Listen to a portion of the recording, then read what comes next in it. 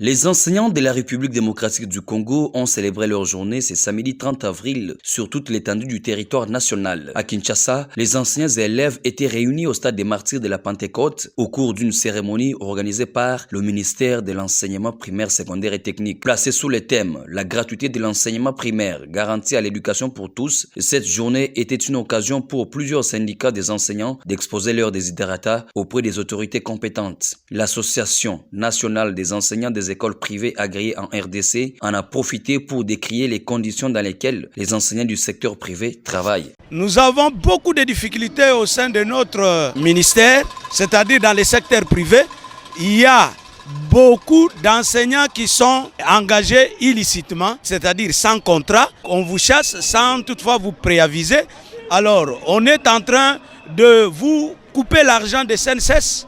On vous coupe aussi l'argent des hyper, dans lesquels vous ne savez pas comment cet argent est en train d'être distribué. Il y a des promoteurs consciencieux qui ramènent le rapport auprès des enseignants. Mais beaucoup font du n'importe quoi avec cet argent. C'est ce droit-là que nous revendiquons. En dehors de ça, il y a le MESP, Mutuelle de santé des enseignants des écoles publiques et privées, parce que tous nous sommes enseignants. Mais vous devez aller dans ces ministères ou dans cette mutuelle, vous n'allez pas trouver les enseignants des écoles privées agréées. C'est pourquoi nous voulons avoir notre propre mutuelle. Nous voulons que nous soyons là comme une force pour revendiquer nos droits.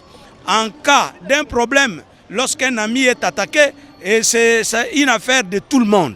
Parce qu'on dit que l'union fait la force. Pour que l'enfant congolais qui est enseigné en public, tout comme en privé, alors a besoin que cette qualité soit améliorée. Voilà pourquoi nous disons au chef de l'État de nous soutenir. Nous sommes les citoyens congolais, alors comme les autres, nous avons droit à la vie. Nous avons droit au logement. Nous avons droit au transport. Nous avons besoin du soutien de tout le monde, de toutes les personnes qui sont à l'étranger.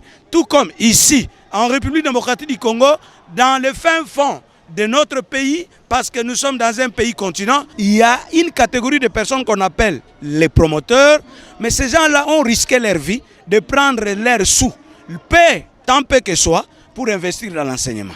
Et pour que cet enseignement aille de l'avant, il y a maintenant certains promoteurs qui veulent abuser de cela en train de maltraiter les enseignants du secteur privé qui sont les collaborateurs.